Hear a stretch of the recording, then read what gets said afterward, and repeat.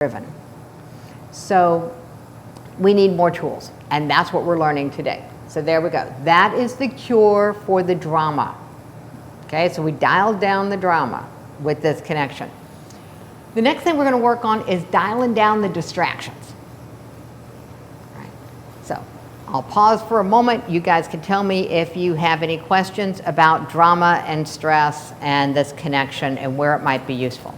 If you've come up with a place that it would be useful to use this, other than the ones I came up with, I'd love to hear, where do you think you would use this connection in your life? I know you use yours all the time. Use it prior to an appointment. Using it Talk on prior the phone to, yeah, about the physical appointment. prior to walking into a meeting. Yeah, cool. Driving a car. Prior to driving a car. Good thought. Good thought. Yeah? I think when I catch myself being frustrated because something's not going the way I intended it to go, or Exactly. I'm not doing things as quickly and efficiently as I wanted to do them, so you might just have to stop and say, it's okay, stop beating yourself up. Yeah, you can even go just stop, breathe, and make your connection, and all of the other words are extraneous.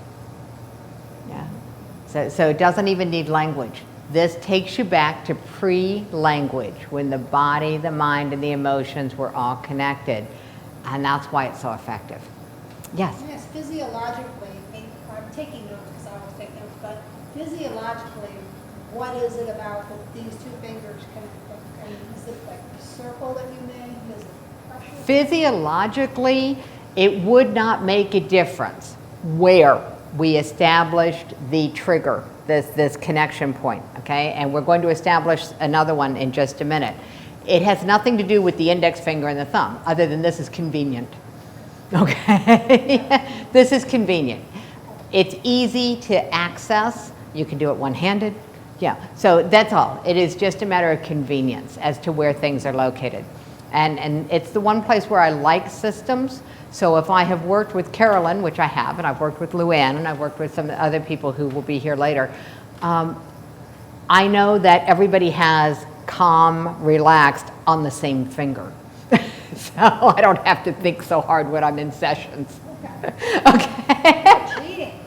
Great. It was a great question, but now you know one of my secrets. It's not that I have such a great memory, it's that I do things the same way every time.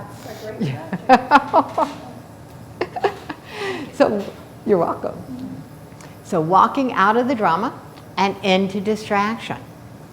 Again, back to the world that we live in. We're bombarded, okay? We are just bombarded with stimuli.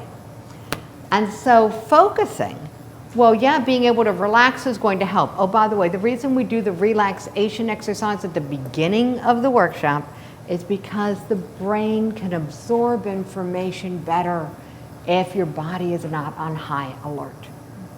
So we brought it down. If we get talking about something and you start feeling yourself wind up, please bring yourself back down, okay?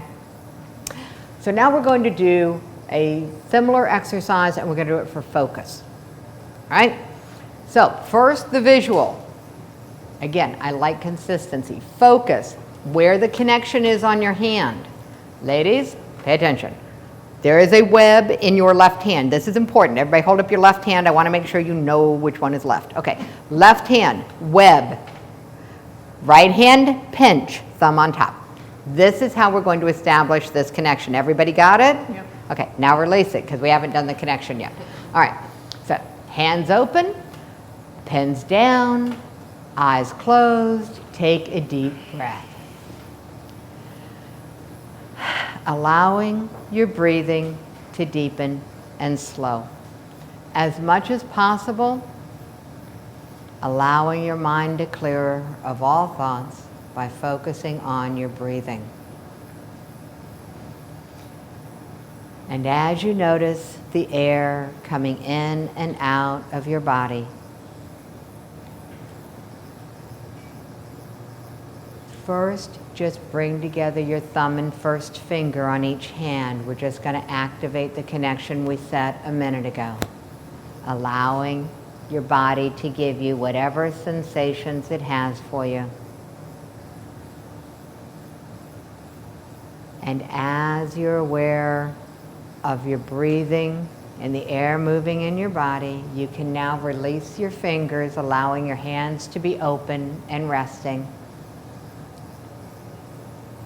Find a memory of a time when you were completely focused, completely on point, on task, absolutely concentrated, effective, and focused. Let me know when you have an event or memory of being completely focused by briefly raising one hand. It can be any time or place that was focused for you, allowing your hands to rest. Notice in your body the feelings that you have with this memory of being completely focused. Just notice the sensations. Notice the strongest emotion that you feel. Notice where in your body is the most comfortable while you're in this state of focus. And as you're aware of the sensations in your body and the emotions that you feel when you're focused, pinch the web of your left hand with your right thumb and finger, pressing and storing this feeling of being completely focused, pressing and storing it into your hand for use later. And remember to breathe.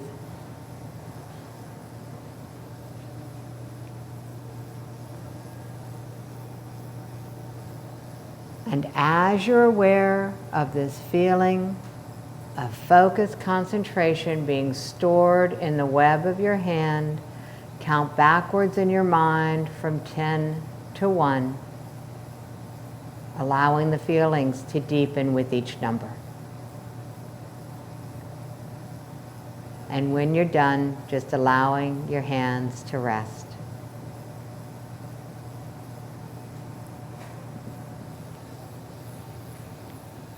Noticing the sensation of being focused on a scale of 1 to 10, where 10 is very focused, just hold up your fingers briefly for how focused you feel.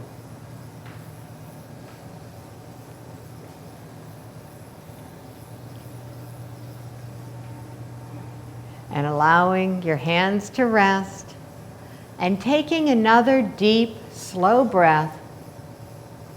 Find another event or memory of a time when you felt completely focused. Can be any time or place that you were completely focused, completely on task, able to concentrate on your game, completely focused. Let me know when you have an event or memory by holding up one hand briefly.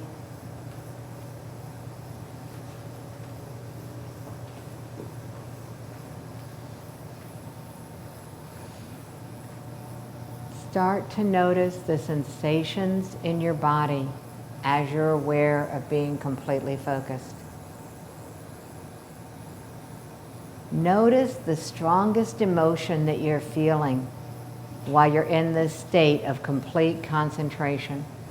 Notice where in your body you're the most comfortable.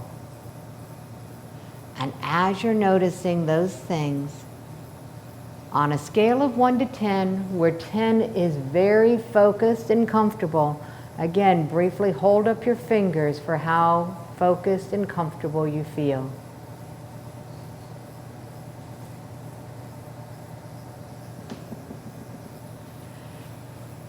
And again, focusing and intensifying these feelings, pinching the web of your left hand with the thumb and first finger of your right hand, pressing and storing this feeling of focus, concentration, pressing and storing it into the web of your hand for use later. And remember to breathe. And as you're aware of this feeling being pressed and stored into your fingertips, and into the web of your hand, count backwards in your mind from 10 to 1, allowing the feeling to deepen with each number. And when you're finished, allowing your hands to rest in your lap.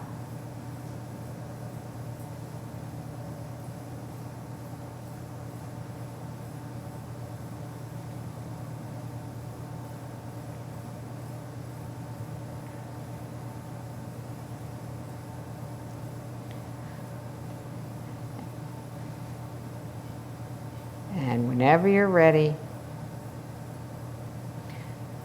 you can allow your eyes to open. So take a minute and write down in your notebook, what is the emotion that goes with being focused? What was the strongest emotion that came up for you when you were completely focused? And then jot down where in your body you noticed it.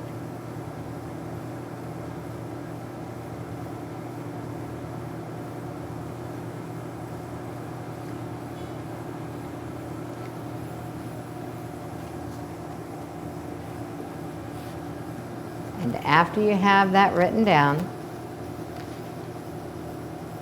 I'm going to give you just a little more information about how that's used in the stress intervention, how that fits in with the other part of it. Okay. The stress intervention technique is different than anything else out there because the first part of it is establishing connections for positive, powerful states of emotion. And there is a wide array of emotions that people have wanted to have access to. When I first got introduced to this work, well, you always start with relaxation. Okay? It's always where it starts because you got to calm down to be able to learn anything. But the second point, that connection that I made in my own training, was for communication skills, because this is what I do, is communicate. And so for me to be able to have a connection that I can activate and know that I'm going to be able to articulate and to communicate clearly was the most valuable resource I could come up with. So when I was offered, what do I want to do next? That's what I chose.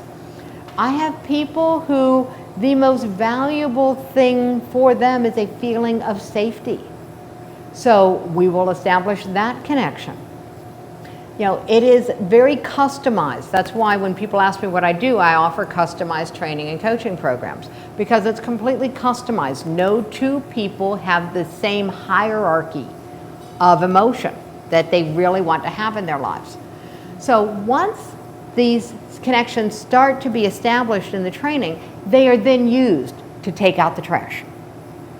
So it's a guided journey. All of the training is done in a state of deep relaxation.